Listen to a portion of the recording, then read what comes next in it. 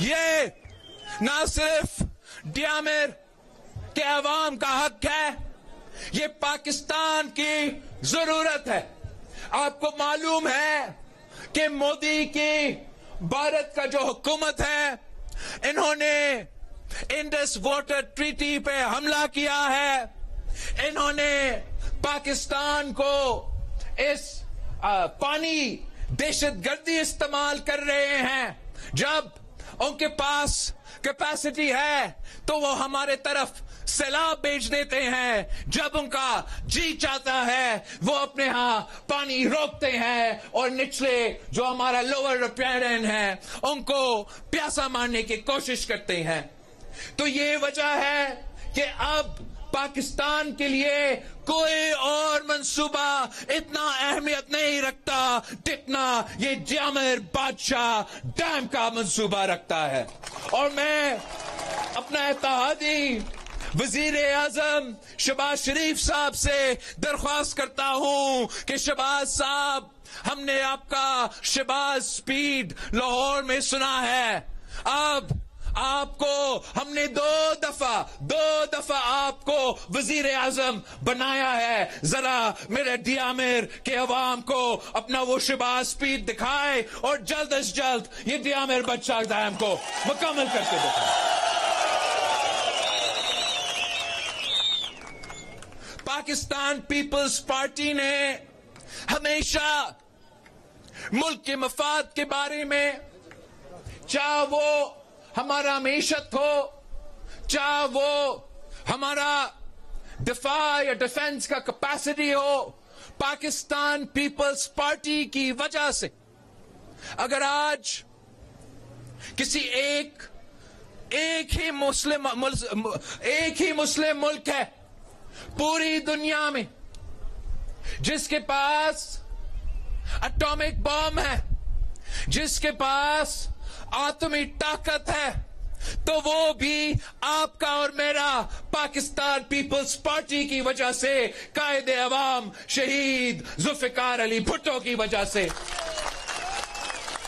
قائد عوام شہید ذوالفقار علی بھٹو گلگت بلتستان کے سرزمین پہ کھڑا ہو کر یہ دعویٰ کیا تھا کہ ہم گھاس کھائیں گے مگر ہم بم بنائیں گے۔ تو میں نے کل سکردو میں وہاں کے عوام سے کہا تھا کہ یہ غلط نہیں ہوگا اگر ہم دعویٰ کریں کہ پاکستان کا یہ ایٹم بم کا تحفہ اصل میں گلگت بلتستان کے عوام کا تحفہ ہے۔ اور اگر آج بھی کوئی مالی آنکھ سے پاکستان کی طرف نہیں دیکھ سکتے تو اس لیے کہ گری خدا بخش سے آج بھی قائد عوام شہید ذوالفقار علی بھٹو اپنا دیا ہوا اٹامک بم سے میرا اور آپ کا اس ملک کا تحفظ کر رہا ہے۔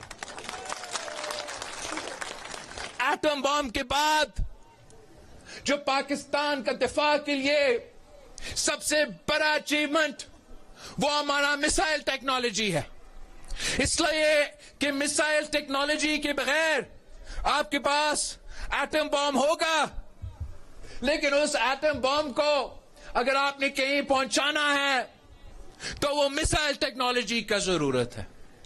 اور یہ میسائل ٹیکنالوجی جو آج پاکستان کے پاس ہے یہ شہید محترمہ بے نظیر بھٹو کا تحفہ ہے۔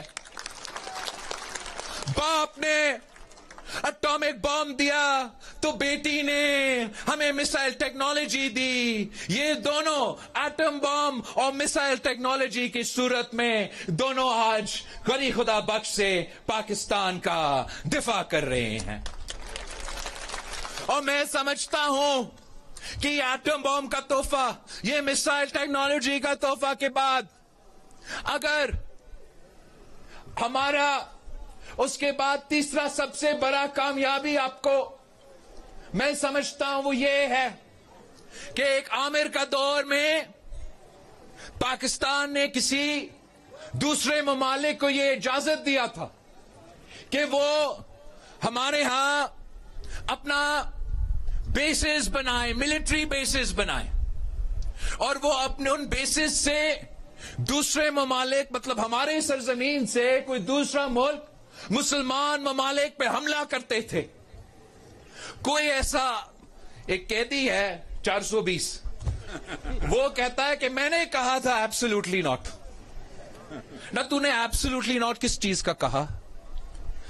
इस इनका हुकूमत आने से पहले, मियां साहब का हुकूमत आने से पहले, मुशर्रफ का हुकूमत के बाद एक ही ऐसे मर्द हुर का हुकूमत था जिसमें ये हिम्मत था, जिसमें ये बहादुरी था, जिसमें ये ताकत था कि उसने एक लात मार के वो तमाम बेसिस बंद किए और हमारे उन मेहमानों को खुदाफिज कह दिया।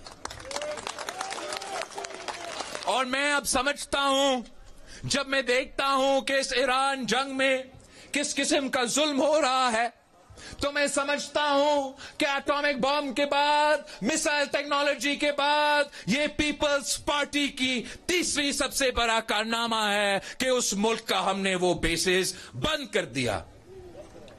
अगर हम बंद नहीं करते तो फिर वो कैदी कह सकता था कि एब्सोल्युटली नॉट। हमने तो बंद कर दिए थे वो बेसिस, किस चीज का एब्सोल्युटली नॉट।